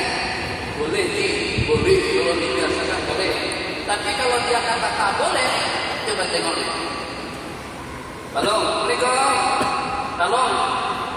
balong tak nampak batang itu nih, sebutan itu balong tak nampak pun. Jadi kata Pak Long, minta maaf sih, Pak Long sudah tak larang, dah tak boleh, dah lenguh, letih, Pak Long dah tua, Pak Long dah 63, Pak Long tak boleh buat kerja, Pak Long tak boleh pergi ke masjid, Pak Long paling dulu kalau dulu sampai setengah jam di masjid. Pak Long ini dah berumur. Betul tak alasan tadi itu? Alasan tak larang, lenguh, jenuh, tak boleh buat kerja. Atau kalau dari rumah menuju masjid sini, tadi malam kita di masjid As-Salam, kampung Benoni. Menurut jamaah di sana ke situ satu-satunya. Maka untuk kita datang ke masjid itu, kalau ternyata rumah kita akan ke rumah yang jauh, membutuhkan waktu dalam setengah jam. Kalau tak boleh maklum, tak boleh juga setengah jam malu kena duduk atas kereta. Itu lama subuh. Malu tak malam itu lama bersatu. Bertengah-tengah jam duduk, tak boleh. Itu alasannya. Betul alasan tadi itu. Macam mana maklum boleh cukup penerbangan yang pesannya ditunda, ditangguhkan selama 3 jam. Masih duduk di atas kursi. Kenapa boleh? Itu penipuan saja. Jadi kalau kita nak, kita boleh. Kalau kita paksa-paksakan, kalau tidak dipaksakan pun insya Allah boleh. Kenapa? Sebab menulis, makan, minum, bersalaman. Kalau bersalaman takdir juga. Lama takdir juga. Nah, kan? Susah kan? Jadi tinggal membiasakan saja, dibiasakan dulu. Dulu saya pakai jam tangan sebelah kiri, nyaman. Sebelah kiri, sini. Masa jam tangan pindah ke kanan, Allah kaku betul, terasa berat, selesai, nyaman. Sekarang justru yang terasa berat sebelah kiri. Terasa berat selesai sebelah kiri. Kenapa? Sebab saya sudah biasa memakai jam di sebelah kanan. Macam itu juga cerita menulis dengan tangan tinggal dan itu. Kalau dibiasakan insya Allah akan lebih serena dengan tangan kanan, dengan tangan kadalnya. Kadal hilang jadi pada kadal. Silakan. Assalamualaikum. Apakah caranya untuk membalaskan hati daripada kita untuk dibangun bagaimana caranya untuk kita melenyapkan dan membersihkan hati daripada sifat ujub, riya dan sum'ah? Tengok di lampu menyala, kalau kita tidak menerapkan di situ lampu ditiadakan nanti. Coba kita nak cek keikhlasan daripada kipas ini sampai ke tahap mana.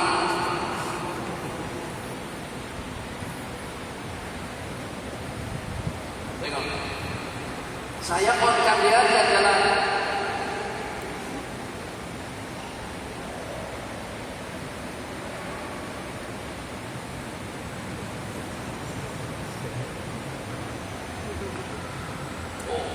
Saya kata, hebat kamu. Kepas, kamu ikhlas. Sebab ketika saya di sini saya berpusing. Kemudian saya batal, saya tak ambil air wudhu, saya pergi ke tandas. Masih tetap berpusing-pusing kan dia? Masih. Saya pergi ke sana, saya balik asalkan saya tidak ketol. Dia ikhlas dalam melaksanakan tugasnya untuk mengayomi kita di sini. Abang duduk, abang berdiri, abang tengok, abang perhatikan, abang saksikan, tetap dia buat kerja. Belajar keikhlasan daripada kipas. Macam juga daripada lampu, macam juga dengan ekor. Masya Allah, baik dengan kita masih di bilik tidur atau kita keluar tempat ekor jalan. Kenapa? Karena dia ikhlas, dia tidak muncul, tidak pura-pura. Kita manusia depan Pak Mertua, calon Pak Mertua.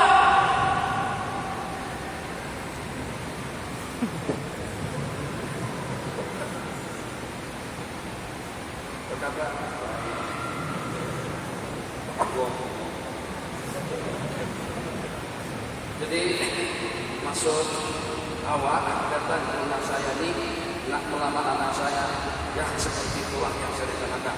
Allah.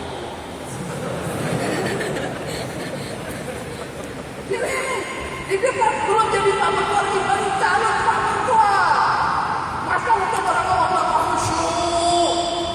Terus Anita, kata Haliza, Hasliza, Haslina, Hasliawati, nama perempuan calon istri dari itu datang angkat, ya Allah katanya langsung. Silakan. Terima kasih. Silakan Bang. Terima kasih ya. Rasulullah sudah sayang-sayangnya kan? Tapi nanti mau langsung dengan malu.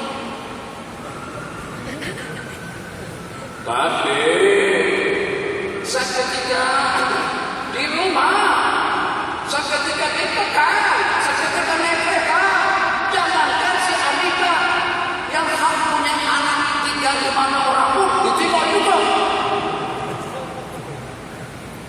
Masya Allah, Masya Allah, Masya Allah, Masya Allah. Itu namanya ria. Kalau seketika kita dilihat, kita nampak kelihatan seperti wali Allah. Kalau pada saat ketika kita diperhatikan, kita memang betul-betul nampak ikhlas. Tapi kalau ada orang tak ada, ternyata kita tidak seperti itu. Itu namanya ria. Ria kita dilihat, sum'ah kita didengar, ujub merasa bangga dengan ibadah kita laksanakan. Apa yang kita katakan? Yang bagi taufik Allah, yang bagi hidayah Allah, yang bagi kekuatan Allah, yang bagi kesehatan Allah, yang bagikan kemudahan juga Allah. Kenapa kita merasa ujub dengan amal ibadah yang kita laksanakan? Siapa yang akan memberikan balasan ibadah yang kita laksanakan? Yang akan memberikan balasan itu adalah Allah. Kalau yakin Allah yang akan memberikan balasan, maka jangan sampai kita riya dan ujub, riya dan sum'ah dengan ibadah yang kita laksanakan, dan juga jangan sampai dengan kita merasa bangga sebab segala-galanya itu adalah daripada Allah. Maka untuk belajar supaya kita boleh ikhlas, biasakan melaksanakan ibadah di tempat-tempat yang tertutup di kepentingan waktu malam. Allah. Tak ada orang dah. Tengah malam, pukul 3 pagi.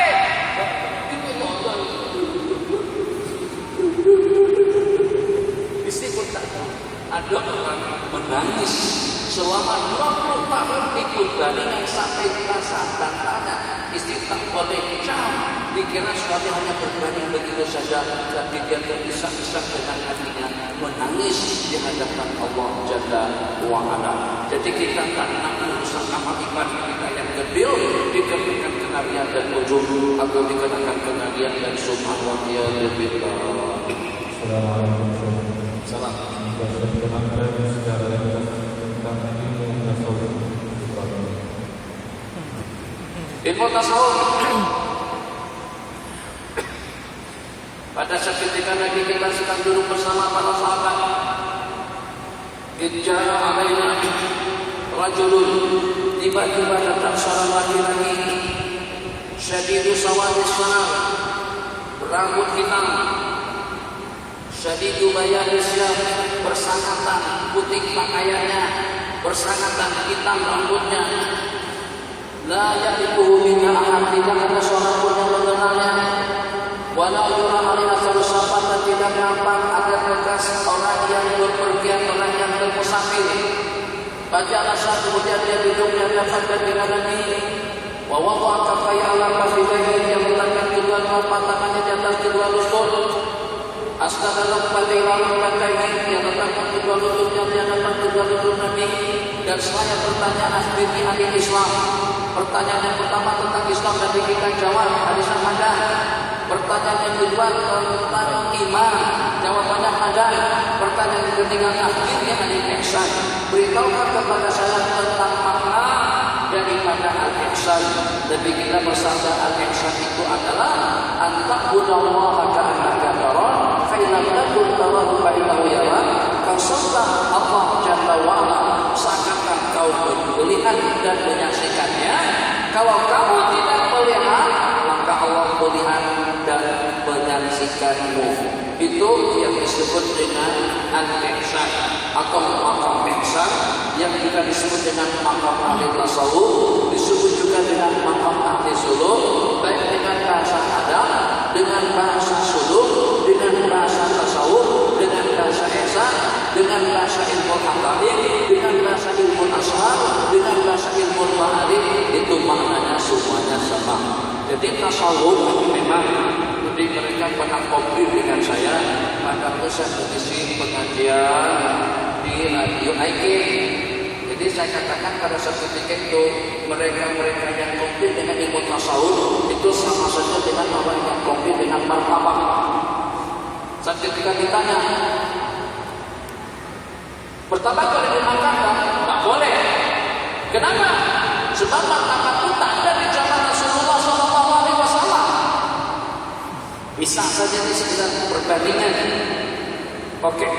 Jadi martabah telur, martabah daging tidak boleh dimakan, tidak boleh. Martabah sinapur tidak boleh. Kenapa? Karena itu tidak ada di zaman Rasulullah.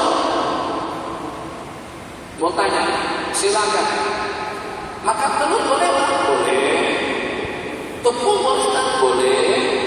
Minyak boleh tak? Boleh. Daging boleh tak? Boleh. Ayam boleh tak? Boleh. Rempah boleh tak? Boleh. Garam boleh tak? Boleh. Kumpulan itu semuanya dengan martabak. Kenapa pada masih dipecah-pecahkan? Boleh. Tapi kalau sudah jadi kue tidak boleh. Macam itu juga dengan mereka. Ikhlas bagaimana? Bagus. Sabar macam mana? Bagus. Kanama macam mana? Bagus. Bijak macam mana? Bagus. Unik macam mana? Bagus. Ramah macam mana? Bagus. Kasih sayang macam mana? Bagus. Sikap tanggung jawab macam mana? Bagus. Qanaah macam mana? Bagus. Nah, itulah kumpulan daripada bidah-bidah itu namanya ilmu tasawuf. Mereka kata tasawuf tidak ada di zaman Rasulullah. Tasawuf itu sejak daripada zaman Nabi dan juga dengan generasi yang berikutnya. Para sahabat Nabi dengan hati yang bening, khasyahnya, tadabburnya, ikhlasnya, keikhlasannya, tawadhu'nya, dan kita didik para sahabat untuk bertasawuf, duduk sopan-sopan, tak adil. Diperumpamakan kalau mereka duduk di hadapan kita atau di majlis ilmu, seolah-olah seperti burung yang sedang hinggap di kepala mereka. Benih, tenang, mundur sana, mundur sini, angkat kaki, tukar lagi, nyandar, baring, tak bagaimana. Itu yang seperti itu orang bilang kalau dalam keadaan gelisah. Kalau hati kita sudah mulai tenang, kalau hati kita sudah menjadi pangkalan rahmat dan maghfirah, kita boleh duduk dengan ikhlas 1 jam, 2 jam. Kalau sepanjang malam pun kita akan tetap semacam itu. Kenapa? Karena perasa kita sudah tenang. Terus siapa yang mendidik mereka semacam itu? Adalah baginda Rasulullah SAW. Dicerca, dicaci maki, diolok-olok, dipanggil. Tapi kita tetap sabar. Siapa yang mengajarkan kesabaran? Siapa yang mengajarkan ketabahan? Siapa yang mengajarkan keikhlasan? Yang pertama itu adalah Sayyidina Rasulullah SAW. Jadi tentang sejarah tasawuf, nama tasawuf itu memang beberapa tahun kemudian, tapi bahan mentahnya tasawuf itu juga dengan kumpulan ilmu yang pada saat ketika dikumpulkan diberi nama dengan tasawuf. Itu memang setelah beberapa tahun atau pada abad kedua dan ketiga, sementara dengan bahan mentahnya itu sudah daripada zaman baginda Nabi, baik itu daripada matan ayat dan juga daripada hadis-hadis Rasulullah. Dua terakhir. Seterusnya bagaimana saya boleh menjadi belajar dan menuntut ilmu dari Syekh dan di mana? Bagaimana saya boleh menjadi belajar dan menuntut ilmu dari Syekh? Syekh itu siapa? Saya. Dan di mana? Dan di mana? Tas bukan bumi lah. Saya bukan orang planet. Saya planet bumi. Akan harus pergi ke matahari, ke bulan, ke mana-mana. Jadi bagaimana kalau nak belajar di sini boleh, belajar di JB boleh, belajar di Kelantan boleh, belajar di Mahasiswa Bogor boleh, belajar di Mesir kalau kita ada pulang kembali ke Mesir boleh, atau juga dengan melalui rekaman-rekaman Facebook, YouTube, tulis saja namanya Al-Fakir, insyaAllah akan keluar macam-macam. Tapi beda Bang, kalau di Facebook apa nanti dengan share itu abang buat macam-macam pun saya tak boleh tegur. Abang sambil makan sambil dengan share. Kalau saya lagi sedang bicara melalui Facebook, saya tak boleh tegur. Tapi kalau ngaji di sini saya akan tegur. Itu saja perbedaannya. Jadi apa ada beda mengaji melalui YouTube, Facebook dengan grup masyarakat yang seumpamanya yang beda dengan pengajian yang bertaraki seperti ini. Sebab ilmu boleh kita dapatkan daripada mana-mana saja, tapi peradaban sopan santun hormat takzim itu tidak akan dapatkan kita dapatkan kecuali dengan cara bertawaki, duduk bersih-bersih. Duduk bersimpuh di hadapan seorang guru, tidak mesti dengan saya, dengan sesiapapun seperti itu. Silakan Pak.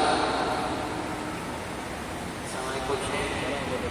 Saya mau bertanya soalan.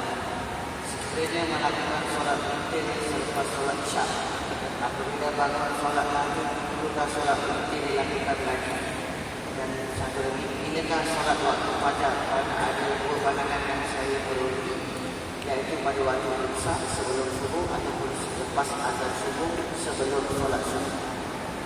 Jadi ada dua pertanyaan kalau kita seperti kita sekarang, kita kadang-kadang bukan tak nak bertahajud, tapi kita tidak boleh terkejut. Kalau kita tidur terus sampai pukul 5:30 baru kita boleh bangun. Maka awalnya dengan kita melaksanakan sembahyang witir, satu, selepas kita melaksanakan sembahyang witir atau pada saat sebelum kita tidur. Belum tidur saya witir dulu. Nabi kita berpesan, "Awtiru ya ahlal Quran." Berwitirlah wahai para ahli Al-Quran. Witir sebelum tidur atau witir selepas kita melaksanakan sembahyang isya. Di luar daripada dugaan pada pukul 4 pagi kita dijaga. Ringan pada kita bertahajud Allahu Akbar. Bismillahirrahmanirrahim. Alhamdulillahi rabbil alamin. Arrahmanir rahim. Maliki yaumiddin. Selesai. Bagi daripada kusnul tingkat dalam 15 menit, maka bagaimana apakah kita laksanakan witir kembali? Tidak. Karena tadi kita lepas isya kita sudah melaksanakan sembahyang witir, maka dengan sembahyang witir kita perlu kita ulang kembali. Nabi kita bersabda, "La witirani fi lailin." Tidak ada dua kali witir dalam satu malam. Kalau kita sudah berwitir pada awal malam, witir tidak perlu diulang. Yang walaupun ada pendapat mengatakan, kalau kita terjaga tengah malam, kalau kita terjaga untuk salat tahajud, maka kalau kita sudah berwitir selepas sembahyang isya, sebelum kita salat tahajud kita sembahyang dulu 1 rakaat. Yang 1 rakaat untuk menggenapkan witir kita supaya witir kita itu jadi gagah, jadi batal. Maka selepas kita bertahajud kita akan buat sembahyang witir kembali. Tapi pendapat ini lemah. Yang mu'tamad cukup 1 kali saja. Kalau kita sudah berwitir di awal malam, maka kita tidak perlu mengulangnya. Pertanyaan yang kedua, baca. Nabi kita bersabda, "Rak'atan al-fajri khairun minad dunya wa ma fiha." 2 rakaat sembahyang sunat fajar itu lebih mahal, lebih bernilai daripada dunia dan isi-isinya. Ulama mengatakan yang dimaksudkan dengan rakaat al-fajri di situ adalah sembahyang sunat subuh. Waktunya masuk setelah terbit fajar. Jadi pada azan kedua, kalau 2 kali azan, atau pada azan di kemana? As-salatu khairun minan nawm. Itu berarti waktu subuh sudah masuk. Nah, sembahyang yang kita kerjakan pada itu namanya sembahyang sunat subuh. Sembahyang sunat subuhnya, sembahyang sunat maghrib itu juga dia. Jadi perbedaannya hanya dari sudut nama, sementara hakikatnya itu adalah sembahyang yang sama. Untuk sembahyang sunat yang kita kerjakan sebelum sembahyang subuh. Habis. Ada yang derek katanya kan? Waktu kita sudah habis, ada apa, silakan. Oke, situ ya, diri ya. Assalamualaikum Syekh, saya ada 3 situasi. Hah? Saya mau tanya, ada 3 situasi dalam 3 situasi. ya dalam sebelum mengerjakan sholat. Pasal niat. Yang pertama, biasanya orang takbiratul ihram sekali dengan niat. Ya. Yang kedua, biasanya orang secara lafaz sahaja saya solat sebagai itulah. Yang ketiga, dia sudah pasang niat sebelum ke masjid. Ya. Sampai saja di sejadah dia terus takbiratul ihram. Yang manakah yang lebih kukuh, yang ada nas tentang berkenaan dengan niat? Oke. Jadi kata abang kita, saudara kita, tentang niat ada 3 fashion, ada 3 cara. Yang pertama, niatnya dalam hati pada masa takbir Allahu Akbar. Yang kedua, niatnya dengan talaffuz sebelum dia takbir, dia lafaznya terlebih dahulu salli pada dzuri, kalau kita imam Allahu Akbar. Yang ketiga, yang pasangnya sejak 2 daripada rumah, maka pada sampai ke masjid langsung takbir Allahu Akbar dengan begitu cepat. Yang mana yang betul, yang mana yang benar, ketiga-tiganya betul dan juga ketiga-tiganya itu benar.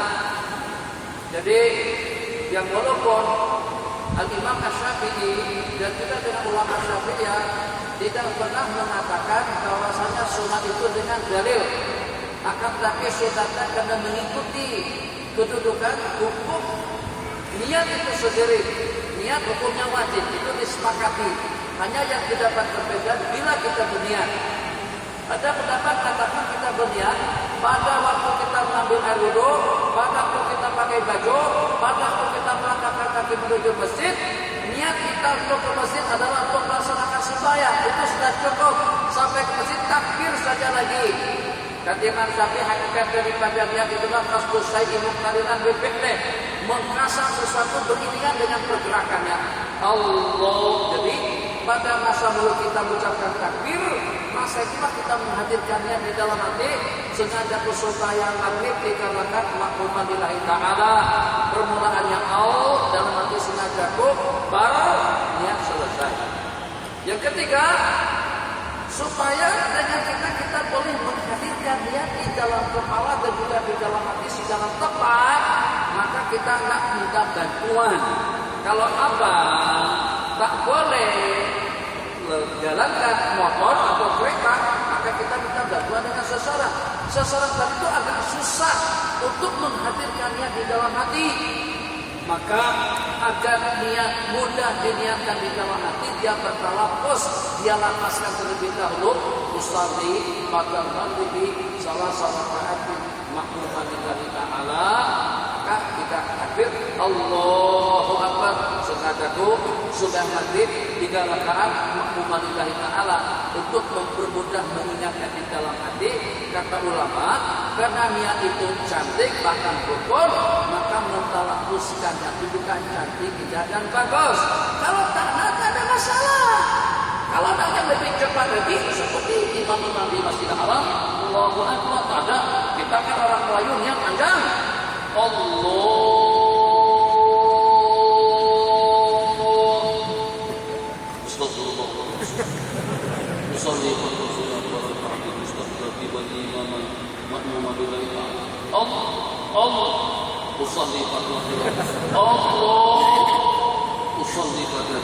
Kalau bakalan jadi macam itu tak payah niat pada waktu itu.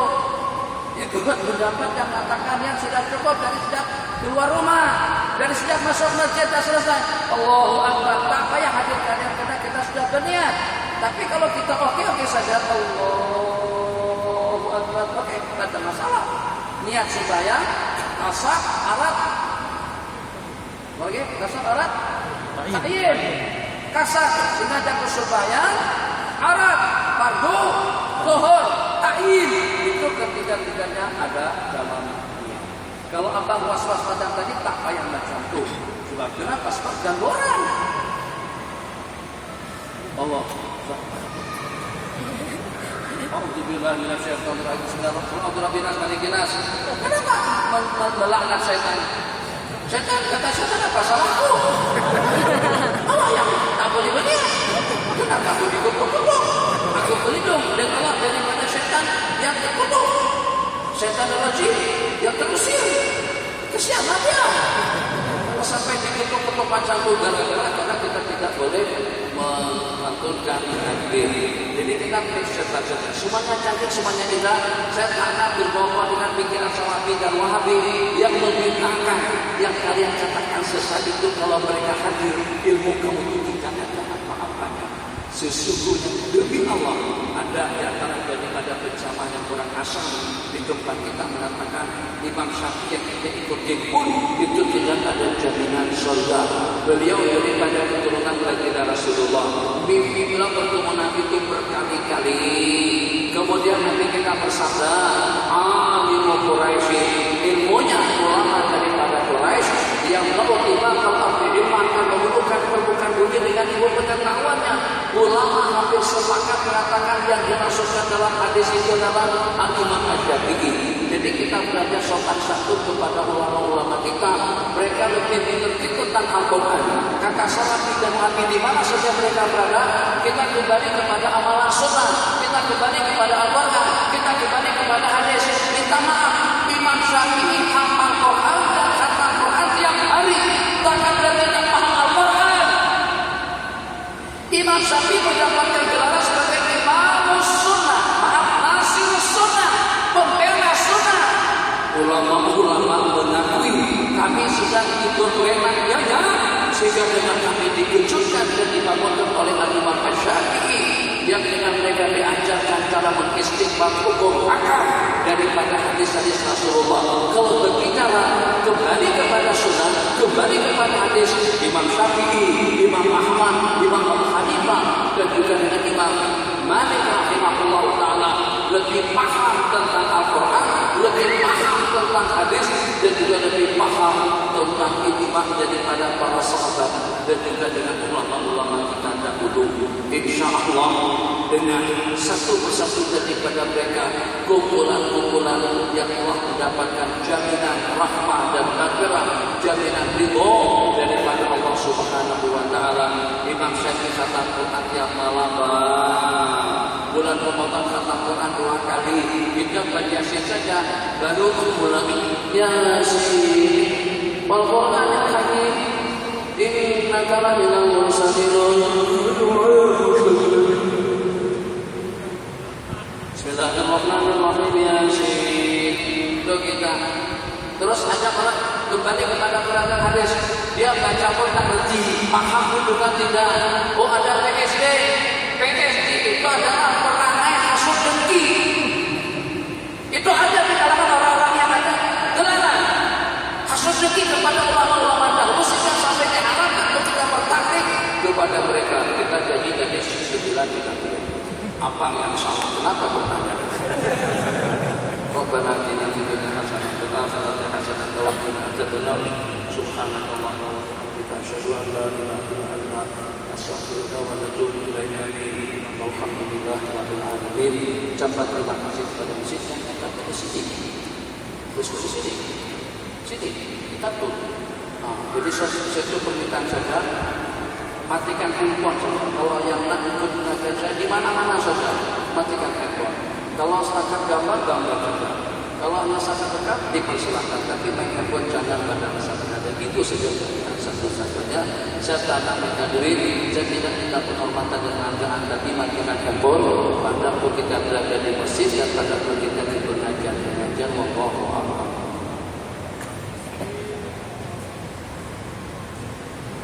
Alhamdulillah. Sedikit maklumat, InsyaAllah kuliah subuh besok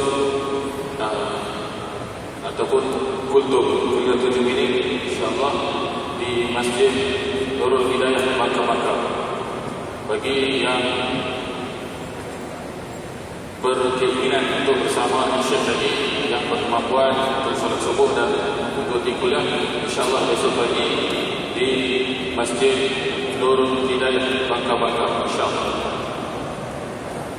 Dan kitab ini 40 hadis dari kitab susunan Al-Fadhil Syekh sendiri, insyaAllah dijual di luar dengan harga RM10 untuk sampah, RM7 sebenarnya. Minta RM7 sebenarnya.